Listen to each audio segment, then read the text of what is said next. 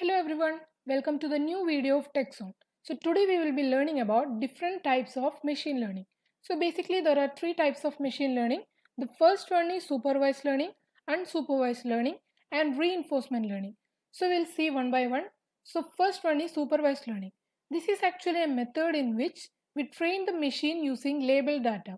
So in this the machine actually learns under guidance just like we teach a child, okay? So label data is given and we tell the machine or our model that this is the input and the output should look like this.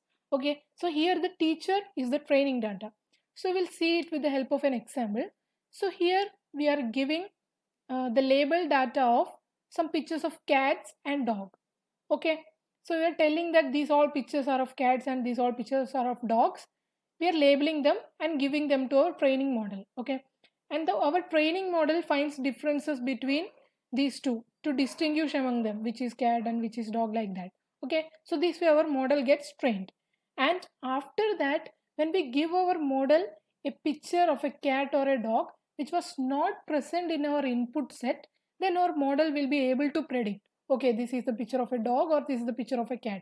Okay, so like this way it works. We are giving a large amount of labeled data to our model and our model gets trained, and after that if we are giving a data which was not in our input data set, then our model will be able to predict that data. Okay, this way the supervised learning works. So we can divide the supervised learning into two. The first one is classification problem and the second one is regression problem. So how this classification problem works?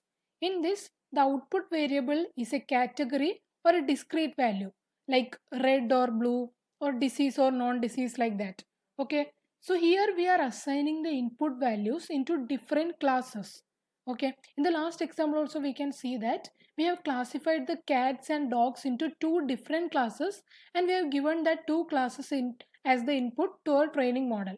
Okay, so this is mainly used for predicting the discrete values or or category wise, like that, like predicting the gender of a person, that is it is male or a female, or classifying the emails as spam or non-spam. You can see that in your phone whenever an email comes, then it automatically gets classified into spam or non-spam. Okay, so some classification problems work there. From the name itself we can understand that is to classify things. In regression problem, the output variable is real or continuous value, like dollars or weights. For example, predicting weight or salary of a person. We know that weight and salary of a person is not a discrete value. It is actually a continuous value. Okay, it changes. So, if we want to predict the salary of a person, how we will do? First, we will collect the past data. That is, we will see what was the salary of the person in the last few years, and we will give that data to our training model, and our model will analyze that inputs and it will try to predict the salary of that person, what will be the salary of that person in the coming years. Similarly, the weight also, we will give the past data as the input and it will try to predict the weight. Okay, so this way the classification problem and regression problem works. So this is just a graphical representation. In classification, we are dividing into different classes. In regression, we are giving continuous values. So this is the main difference. That is, here it is discrete or category, and in regression, it is continuous values. Okay. So the supervised learning is mainly used for forecasting outcomes. That is directly giving a predictive outcome. It is mainly used in business sectors and all for risk evaluation, forecasting, sales, profit, etc. So how it will work? First, it will collect the uh, past data. That is, what was the salary, what was the profit, or what was the sales of that business in the last few years. And according to that, our training model will analyze that data and it will predict the output. Okay. So this was all about supervised learning.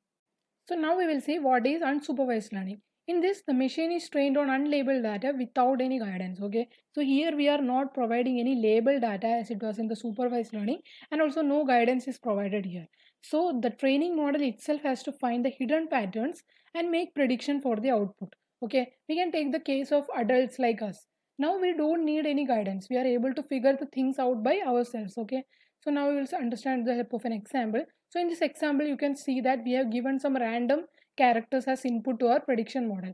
So what our prediction model will do, it will analyze this random input data and it will try to find out some similarities among these data, and based on that similarities it will try to group it out. Okay, so in this case we can see that our model has grouped it into two. So in the first group we can see that there are some similarities among these characters. Okay, so we can see that these all characters are ducks and these are not ducks.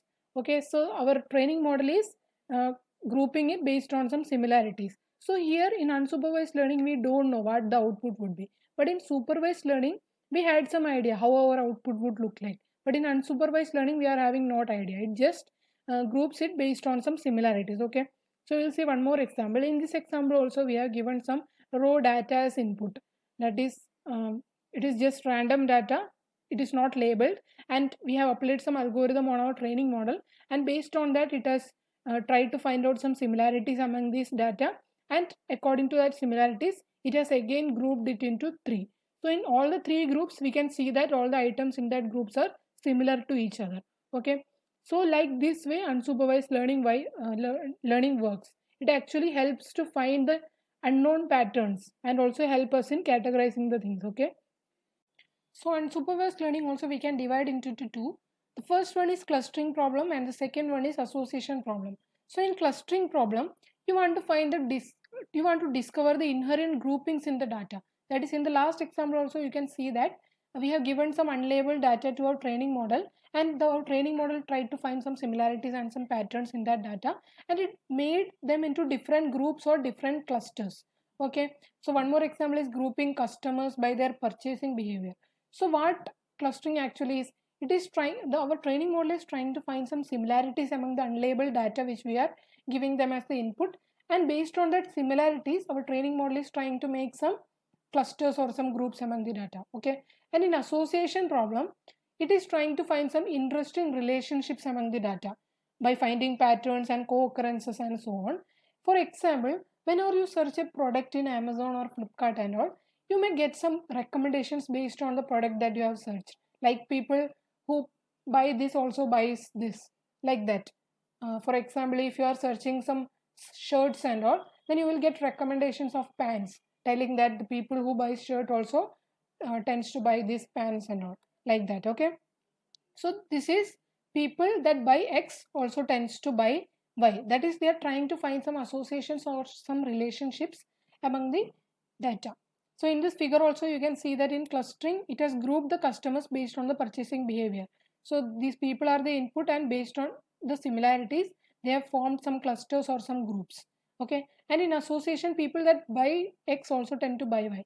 So if people are buying bread, they are also tending to buy some butter or jam, like that. Okay, so it is basically trying to find some associations or some relationships, okay, that which frequently occur or which are similar to each other, like that. Okay, so unsupervised learning is basically helping us to find all kind of unknown patterns in the data, and it also helps us to find some features which are useful for categorization. Okay, so this was about unsupervised learning. So now we will see what is reinforcement learning. This is actually different from what you have learned, that is supervised and unsupervised learning. Here we are not giving any kind of input data to our training model and no guidance is given. Okay, so here there is an agent and there is an environment, and this agent will perform some actions on that environment, and based on that action it will get some rewards and errors. So that agent is training itself in that unknown environment. Okay, so we will see it with the help of an example. So here there is a baby and that baby has to learn to walk by itself. Okay, we are not giving any kind of guidance to that baby. Okay, so whenever that baby stand up or whenever it walks, we will give it a reward. Okay, that reward may be chocolate or something like that. And whenever that baby falls down, then we will not give any reward to that baby. It will be having some pain when it falls down, and that pain will act as a negative reward uh, negative reward or a punishment to that baby. Okay, so like this way the baby trains itself through a series of actions. It learns through a series of actions by following the trial and error method. Okay, so this is the diagram. So here there is an agent and this agent performs some actions on the environment. Okay, so here the baby is the agent and where the baby is trying to walk is the environment, and the actions are the baby is trying to walk, that is the actions performed. Okay, and the environment will interpret these actions and it will return some states. That is, here the states may be whether the baby is standing up or he is walking, or whether it has fall down. Okay, that are the states, and based on these states we will give some rewards to that agent. Okay, so if the baby is standing or if it is walking, then we will give it a reward, or if the baby has fallen down, then we will not give it any reward. Okay, so like this way the reinforcement learning works. So we'll see one more example. So here you can see that here there is a rat, and this rat is the agent, and we have put that rat into an unknown environment. Okay, and these are the actions that the rat can perform, that is move right, left, forward or backward. So the rat will try to train itself, that is it will try to find the correct path to get the reward. Okay, so first of all it will be having some errors, it will not be able to find the correct path, and because of that errors it will not get any rewards. Okay, so like this the rat will train itself, and finally it will be able to find the correct path to reach to get the reward. Okay, so like this way it trains. Okay, have you heard about the self-driving cars?